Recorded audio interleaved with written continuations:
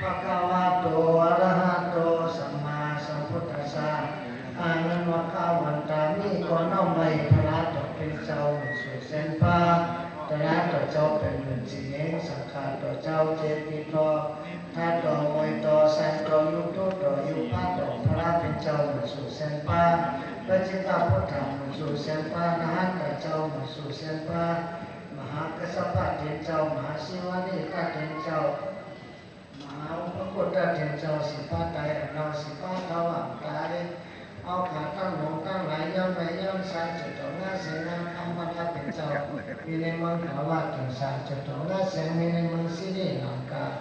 จุดต่อหน้าเสมีในเมืองประธานรัตถาเกศาดอยจุดต่อหน้าเสมีในเมืองลังกา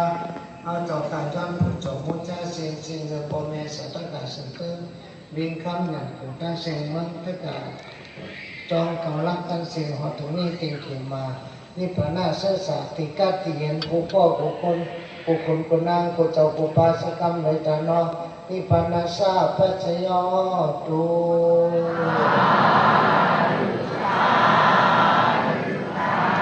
ตันวันดียำถอดยำแยกวันอย่าวันหลงวันหนูวันทางวันสตังเมื่อแม่ปีศาสนาคำก็ธรรมะคำพระเป็นเจ้าเฮาเสียงกระเย้าสองเฮงอาปากปลาย69 ว่าเข้ามาในห้องต้องตนสองกะลาไม่จึงคืนใด25 วันทันเจคะเนวันได้เป็นเดือน4ไม่คืนไม่จึงได้10 วันตันเจคะเนวันได้เราจะพบว่าจุ่มในเจ้าหักมาสืบตึงนี้คำลงยันกลุ่มในมาแม่ตาตราปันติจ้องเกาลักฐานาที่ใน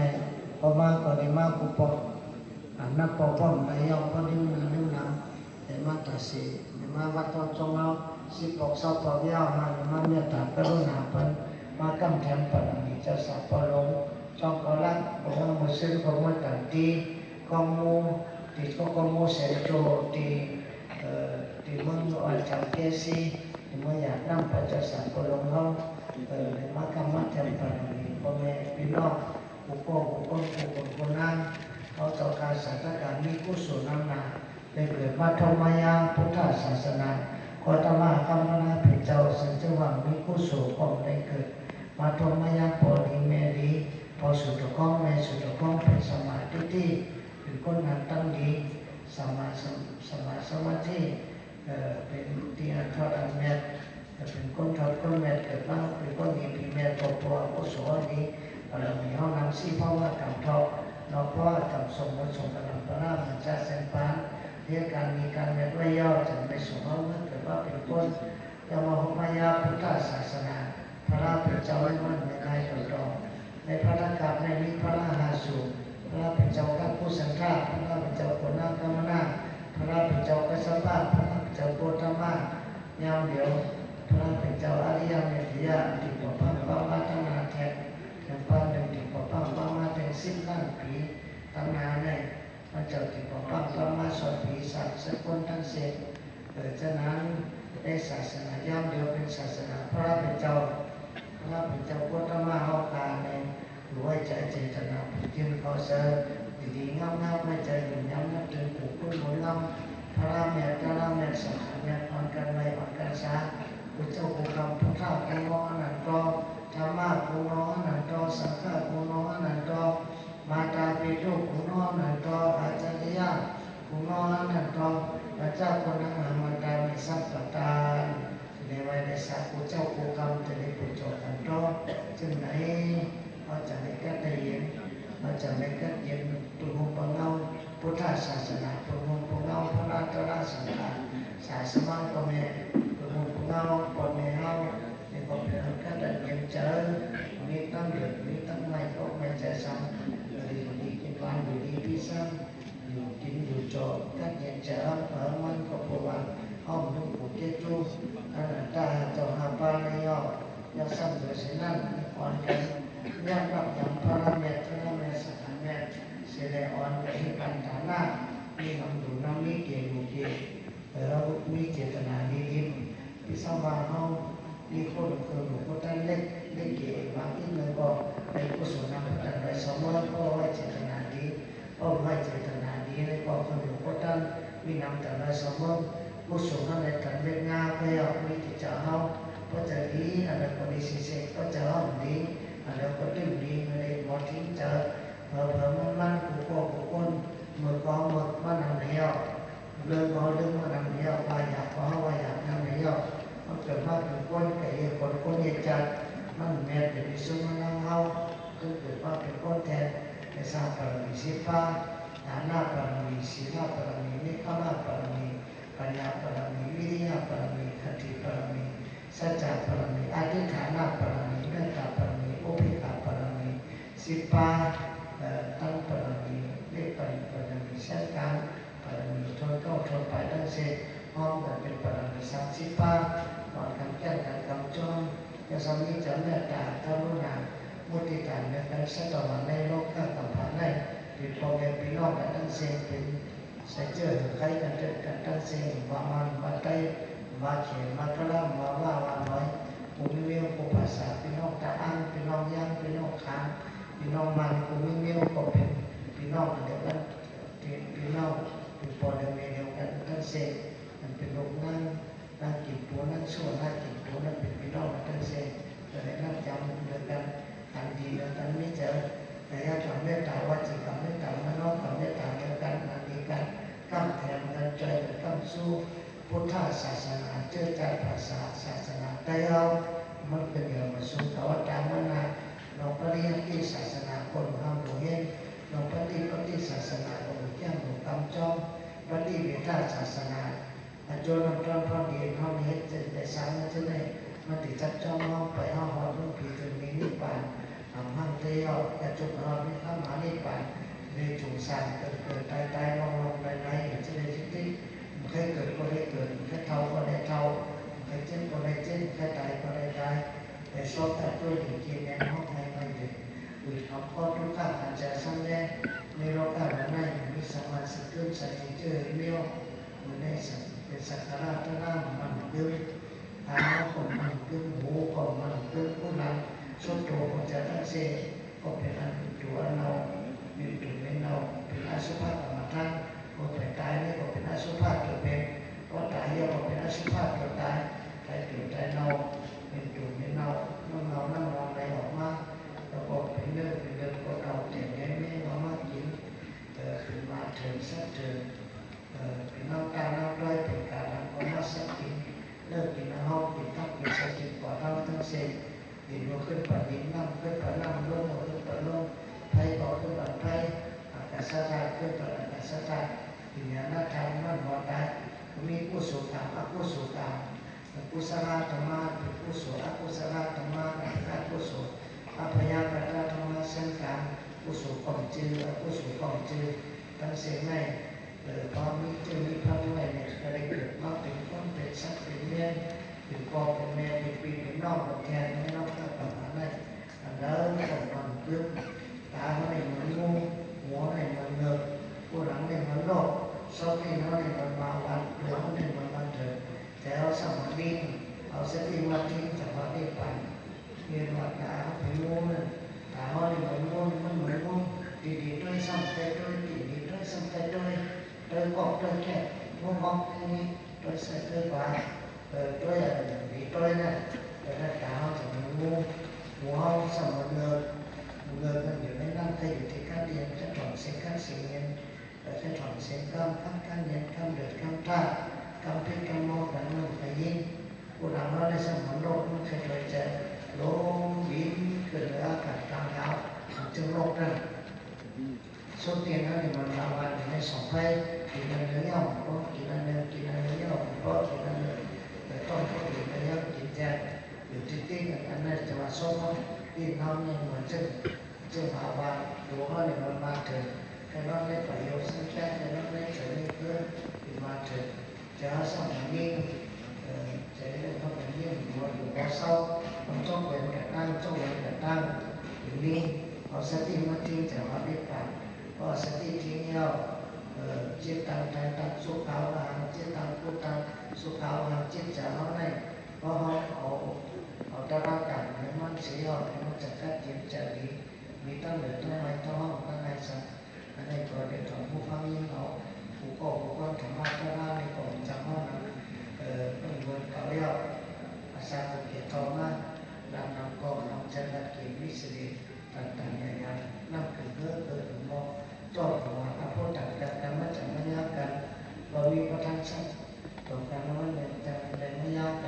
ศักดิ์จ้างการอยู่ในโรงเรียนเราไปเครื่องต่อวัดน้องใจน้องตาหน้าน้องสีหน้าน้องภาวนานี่ไม่เอาสัมมันใจเป็นนักผู้มองอะไรเปิดอย่างผมก็ค่อนข้างแบบนี้อย่าเป็นเล่นหมากอย่าจับพี่น้องมอยาหากเขาได้ดีแค่ก็ไม่ต้องจะซื้อไปการมีการแม่สร้างมีเจ้าแม่ตาถ้ารู้หนามุที่เจ้าเป็นการเดินกันเรียกว่าภาวนาที่เพียงพุทธานุสติธรรมานุสติสังฆานุสติศีลานุสติจัตตานุสติเทวตานุสติภาวนานุสติพุทธจะได้ทั้งกายอนาปานุสติด้วยรุ่นเขาล้มบอกจุดป้องกันเสียงเป็นกรรมฐานมี40 บุกมี40 บุกแต่ไม่ลองเป็นตั้งแก้กันพอที่ไปเพราะแก้กันสมถะกรรมฐานเนี่ยหรือแก้กันวิปัสสนาจอมอนิจจาวิปัสสนาทุกขาวิปัสสนาอนัตตาวิปัสสนามันเป็นอนิจจสภาวะทุกขสภาวะอนัตตสภาวะไปอยู่กับสังขารตระเนี่ยมันเรื่องอยู่ในมันเจอกับน้ำเรียกว่าเวทนาในสมัยใช้ได้เด็ดสัญญาเนี่ยมันพังตาสังขารเนี่ยมันโดนโกยที่เห็นสายใจห้องอยู่บนนี้อยู่ปกติมากกว่าเขาจะได้พอขึ้นกับเจ้าคนฉะนั้นเนี่ยไปดูไปเรื่องธรรมะตระพระต่อเป็นเจ้าห้องแค่อยู่คำจ้องเดี๋ยวไปก็มาตั้งวิมานโตเดี๋ยวมาเรียกคนแก่เสียเงี้ยตายไปไปหลายไปหลายไปหลายมันการคัดเจอเสียเงี้ยนั่งการตั้งเจ้าตั้งเจ้าการตั้งหน้าคือการศีลการภาวนาสมถะนักพัฒนาศีลสมาธิปัญญามันการแก้ความจ้องมาการปฏิบัติทั้งสี่การสมาธิสมาสังกัปปะสมาวาจาสมาคัมมันโตสมาอาชีวะสมาวายามะสมาสติสมาสมาธิก็เป็นตั้งเดียวสิมีทั้งนั้นหลายแม่มีทั้งสังขารพ้นไตหลายแม่มีทั้งอาจารย์หลายแม่มีรองให้การหลายแม่มีสติผู้เจริญหลายแม่มีสมาธิจะมีมาถึงแม่มีวิธีการทำขัดใจถึงแม่ป้องกันทั้งสี่ก็เป็นอริยมรรคเป็นพระเป็นตาประสุนิปันพระราชเจ้าสั่งสอนเอาไว้เป็นเรื่องสติปัฏฐานสิบว่าสมาปัฏฐานสิบว่าอิทธิปัฏฐานสิบว่าสังฆาวิริยะจิตตาวิมังสาเพราะสังฆาเจ็ดว่าสติธรรมวิจยาวิริยะปิติปัสสติสมาธิอุเบกขามาคำเป็นป้ามันมาหมดได้เป็นเรื่องข้ามสารสิเจทำไม่รู้นี่ไม่กูก็กูก้นแล้วก็มาองค์ข้ามนั่งแก้นั่งแก้เองสิบอกว่าเป็นเมตตากรุณาโมทิตาอุเบกขาอย่าซ้ำจอมข้ามสิโลพุทธานุสติเมตตาอสุภะอรหันตุสติกรรมฐานโกรธแก้วต่างๆเป็นโลกเป็นลืมเอากุศลมายาศาสนาพระเป็นเจ้าเรียกห้องแก้วกันบอกสุขจะสุขปันหลายๆก็หงพนันก็ที่ในตายผ่านกันในตายผ่านก็ผ่านแม่ผ่านพี่ผ่านนอกที่ในตายผ่านตุสิตาเพตามผ่านต้องนั่งก็ถึงว่าตายไม่ถึงในตายกูตายไปกูตายแค่ตายไปแค่ตายก็ถึงว่านั่นจะในมือกันจะในกองมือเก่าเมี่ยวห้องนะประมาณเมี่ยวห้องกองมือเก่าของไหนของมันฉะนั้นเขาก็มีสังขารมีแค่ตระอะไรมาสอนตอนนี้ต่างไปอันนี้พวกนี้จะมาเอาน้ำจากพี่น้องจงเก่านักเขาขาดผู้พ่อผู้ก้นเป็นพี่น้องใหม่มาพี่น้องใต้พี่น้องว่าพี่น้องร้อยผู้มีเมียผู้ภาษาทั้งสิ้นเงินคำเนี่ยหายน้ำจากคนหายากมาเอาน้ำใจจะสักก็ว่ามาเอาน้ำใจพี่น้องทั้งสิ้นอย่างพ่อตระเนี่ยอะไรเนี่ยในตอนจนปีที่ในสัตว์ตัวในอกในใจพอมันอยู่เป็นองค์เป็นเรื่องเราไปดูเรื่องต่อมันตายต่อเราเข้ามานิพพานสถานในใจเรานิพพานศาสตร์วิจยาหตุ สาธุสาธุสาธุ กาสากาสาต้องก็ต้องตาสุต้องนำลายคนใจตั้งเงาเมาหายากันจะหนอมือสิ่งไว้การทางทางอาเจวามังเขาจะได้ไปเมื่อไหร่เจนจ้องหาอันผู้สวยมาของผู้จะได้ร่มเสียสัตว์ทางไว้ป่าหินอพระราสวยวามานันในไทยวันนี้จอมันในเจนที่สิเนนาวามังเขาจะได้ตายย่ำมันคนนั้นพี่น้องจะเป็นปานบุญหลานผมนี้ พอปันกันให้สังนาทีนี้นาวามาเผาทะเลไปกับคำเราหาจำนาตั้งแล้วที่สิเนนาวามาเผาทะเลตายยามันเมื่อยกเก็บยางไปกว่าจอมตังที่สิเนนาวามาเผาทะเลตายยามันเมื่อจุดผ่าดินวางศิลาศาสตร์พันนอกนี่สิเนนาวามานั้นคนตายจอมมาย่าหันหลบคนนั่งอยู่สายยาเนนาวามานั้นแมงมานั้นอยู่ในศิลาศาสตร์หามสู่สร้างเคียงตั้งกันได้หนึ่งหำเจนขิงขากาล่ามาหน้าโตมอทุกสู่ย่ำเด้อบางเผาตะไลตายเดินนับเดินม้วนเอาแน่เจอในมุงบางเผาตะไลตายเดินจริงเดินกำไม่นำกัดสันนามุสเสียงกลางบางเผาตะไลไข่เดินเป็ดเดินเกาผ้าสำเสาทุกต่ำตายไว้อาขิงมันต้ามือแหลกไม้ในเสียงสักไม้กำตายซุ่มบางเผาตะไลตายวันแต่ละหน่วยแต่ละลากับพุทธโธสัพพติสกจาสามีจังไรนานามังกิเลปามายาหันจันหนอมหอดใส่ลงเป็นก็คอยห้องก็คอยเป็นก็ตายเขาก็ตายจังใจสมัยนานาแน่สูรุ่นสูนออันนี้เจ้าตถามันเนี่ยเจ็บเป็นสังนานาทุกข์อาจจะสังเล็กเงินเส้นตัวหอตัวห้าตัววนมาหมดทันอนัตตาเจ้าหน้าโลกเก่าคนไม่มันยามันเป็นสปอร์ตนาก็ย่อทุกข้าได้เป็นเพอบอกตัวจะก่อนได้เงินนำหนาคือเกิดตายไม่เอานำหนาสัจจะสิฟ้าจึงหันยันหันพร้อมจะเอาคำจำสิจำทันจำกันจำพาราในทุกยาหันจะหันยันหันหยุดในหนาทำในคำตู้กินเงี้ยวหยุดในหนาก็เป็นรูปเข้าหวังเข้าถังมันคือมันก็ของปูอยู่ในหนาก้างเก่าปกติตายมาห้องหาพอในก็หลับแพ้ไม่นำไปสั่งยิ่งเสียจะเจ้าปันเกิดมาปันขันนี้ขันโมสุ่มปันสิ่งต่างๆไหลออกเป็นการปล่อยเอาสังเกตเมื่อปวดรักไม่กินจนเป็นเน้นกว่าเส้นไหลยาซ้ำเส้นเด่นมีเธอเหตุพามาเหนือยอดทอหลังก้อนอุดใจจ้องหอกไฟพลเมเสซ้ำผู้ซ้ำแม่ลูกเลยของยานยิ่งเบื่อยิ่งจันตัวเนยตัวตุ่ตัวเน่าตัวเข้าหลีกกินตัวตัวเดียวตัวพังตัวมีกับมีกันตัวมีนอนมีแต่นอนเลยแต่นอนออกาซาจะไม่ปฏิมาใดเลย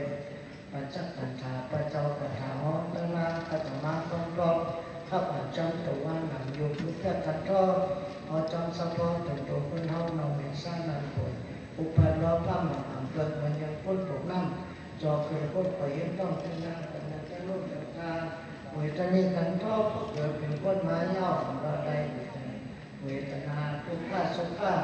พอทำตัวตัวเองจะให้สิ่งเล็กกันต่อแต่ยังกายย่อพอมันลงทองยังได้แค่หนอพระวุ้ยมันเป็นแผลภายในมีติดเจนี่มัน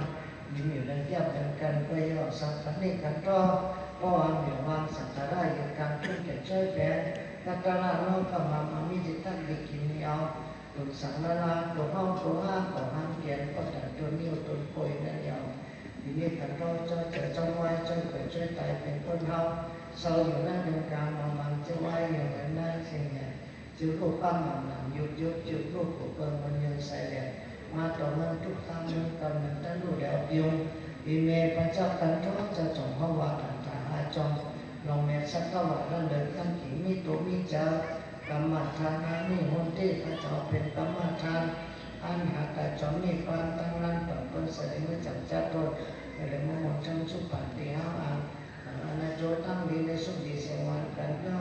พอตรงมาทางที่เพื่อนจะวันเราพอที่ก่อนนั้นอยู่ที่จิตหัวปุกมีมุกอาหารอาหารสิ่งที่ท่านทำเราไม่ช่วยต่อหอกระเซ็งแรงแต่ได้จุดจากเราถึงนี้ปนาศึกษาจิตเสียแรงสกรรมในตลอดสาธุสาธุสาธุด้วยสมาธิปัญญาเวชยอตุสาธุสาธุสาธุมาจำเฮาเกิดมาเป็นคนเยาวชนยาอย่าคนนักรับหำร้อนมีเสื่อมซ่อนตั้งในมาเป็นคนเพราะว่างานสอนดีในหอดถึงเมืองผีนิพพานเอาคาสาตกามีผู้สูญน้ำนาเกิดพระทมายาพุทธศาสนาพระธรรมคำพระราเป็นเจ้า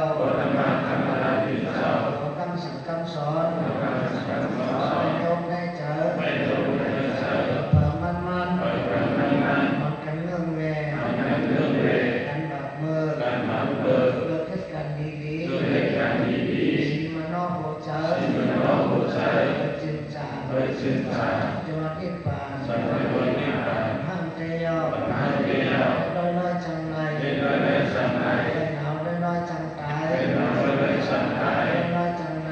ลอยลอยสังไหน หนาวลอยลอยจังยา ลอยสังยา ลอยลอยจังหอด ลอยสังหอน ปัญญาดับป้องไก่ นิพพานโอไก่ ห้องอยู่น้ำสัทธา สัจจุนิยสัทธา ป้องไก่ นิพพานโอไก่ ใจวิริยะ โอสัจจุวิยะ ปัญญาป้องไก่ นิพพานโอไก่ สามีสติ โอสัจจุสติ ปัญญาป้องไก่ นิพพานโอไก่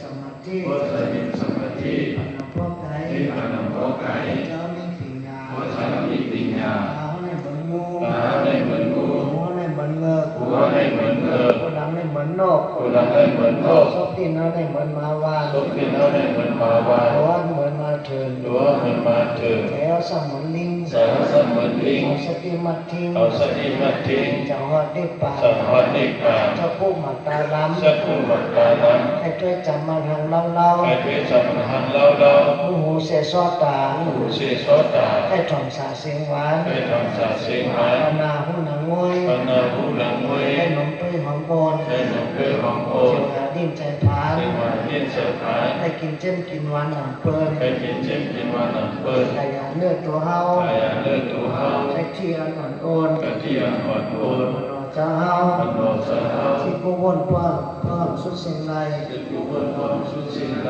คนใดนั่งให้ตามันทั้งคืน เมื่อไรนะให้ทั้งวันทั้งคืน ไม่ฮกไม่สร้างยังต่างปอง ไม่วันไม่ใช้ต่างพอ มองยังต่างเจอ พี่น้องยักต่างใจ ปีเจ็บต้อง คุณมีเชื่อเรา น้องเจ็บเจอ พี่น้องเชื่อใจ เป็นข้อเราก่อมไร เป็นคนไรความไร ปีให้กับจุพนาพยา มีให้กับทุกพลังเดียว ไปเท่าไร ไปทำให้ เฮ็ดไว้ตั้งนี้แนะนำน้ำ ที่แนะนำ ไปเช่นไร เพื่อไปเช็ดให้ เฮ็ดไว้ ไป ตั้งนี้แนะนำน้ำ ที่แนะนำน้ ไปตายใน ำไปตายใน เฮ็ดไว้ ไป ตั้งนี้แนะนำน้ำ ตั้งที่แนะนำน้ำ ไม่ต้องทอไปหอดถึงมา เพื่อการทำแก่วันที่มา เอาห้ามเฮ็ดกันดี เอาละเวลานี้ ตั้งเจ็บไปหอดถึงมา เพื่อการเช็ดแก่วันที่มา เอาห้ามเฮ็ดกันดี เอาละเวลานี้ ตั้งตายไปหอดถึงมา เพื่อการได้แก่วันที่มา เอาห้ามเฮ็ดกันดี เอาละเวลานี้ มันเขายำเสียสุดกว่า วันพยายามเสียสุดมา มันไม่หนาประตันน้ำไหล มันไม่นำวันนั้นใด มันเขายำเสียสุดกว่า วันพยายามเสียสุดมา มันหนาหน้าคนตาย ทำนั้นมันน่าคุณตาย เขายำมันพูดกันหลาย มันพยายามมันคนหาได้ ๆมันตายเอามาที่ที่ยาวนอน มันแต่มาที่กี่ยามนอ สุดเก่าเข้ามา ที่สุดเขาว่า ถ้าใจจุนจ้า ใช้จุดสา ให้กันตั้งดี เป็นการนั่งดี กุมุกุโส ความมุกุโส ฐานากุโส ฐานะกุโส ศีลากุโส ศีลกุโส ภาวนากุโส ภาวนากุโส ไม่นำน้ำ ไม่นำน้ำ มีลองขับใจสัง มีเราคำใจสั่ง มีลองหลังต้านในใจสังนานา มีเราคำใจสั่ง เอาห้องห้า เอาเอาหา ในกัดเย็นเตยาว ในการเย็นเดียว ด้วยเป็นพิษหัวเขา ด้วยเป็นเรื่องของเขา ด้วยเจ้ากับพิษตาจีน ด้วยสมองเป็นการดี จำสินกินจำตนา น้ำสินจิตจำตา อยาตั้งกัดเย็นเตยาว ในยาดังการเย็นเดียว คนหักไม่ตันพื้นน้ำ คนมามีนันถึงน้ คนจ้างไม่ตันพื้นสา ำคนจะมีการศึกษา คนพม่าลูกแค้นไม่เต็มมันเต็มเมือง คนมาว่าคนจะมีเต็มวันเต็มเรื่อง อย่าไปให้กันเมืองกันเดิ จะ น มีเหตุการณ์เมื่อการเดิน ทั้งเนื้อไว้หลายตา ตั้งเนื้อไว้หลายตา เขาไว้หลายเมือง เขาไว้หลายเมือง ทั้งเหนือก็ตึ้งเนื้อเรื่อง วันนั้นเราคนตื่นเต้น เมืองเหนือก็สายยา เมื่อไรก็สายยา อย่าตั้งสันสัตว์ก็เย็นเตียว ในยาดังจังสังการเย็นเดียว จบจะรอผ้า ชอบจะรอพา ผ้าได้นำมา เจ้าข้าให้นำมา แล้วก็หมอนที่ พระ ปาก นักการนอนนิพพาน จบจะตัวซา ช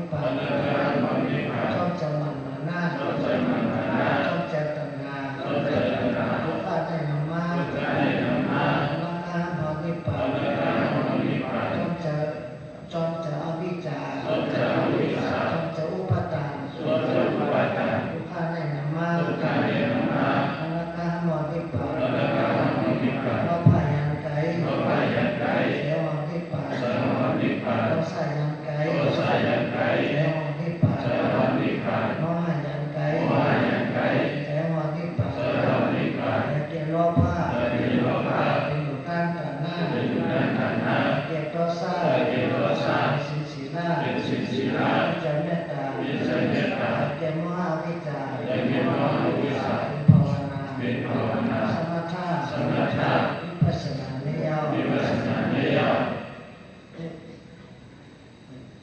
คนดีกอบการ ผู้มีกอบการ พระวันกอบเกิ พระ ด วันก็คือ คนต้นคนเหลือ คนล้นคนเหลือ พระพรนิพพาน พระวันนิพพาน มองอยู่มอเศร้า มันมองอยู่บนฟ้าเช้า ในการในมองต่อโจ ในการในมอดต่อสู้ มองอยู่มอเศร้าม องอยู่บนฟ้าเช้า ในการในมอง ในการในมอด มองวัดนิพพาน เอาว่าวันนิพพาน มองอยู่มองกิน มองอยู่มองกิน มีศีลมีธรรม มีศีลมีธรรม พิมพ์ทั้งปวง ในพิมพ์ทั้งปวง น้ำตาตุยาม ในน้ำตาตุยาม ถึงเมืองอะไร ถึงเมื่อไร พ่อมองอยู่มองกิน มองอยู่มองกิน มีศีลมีธรรม มีศีลมีธรรม ท่านจะวัดนิพพาน ท่าน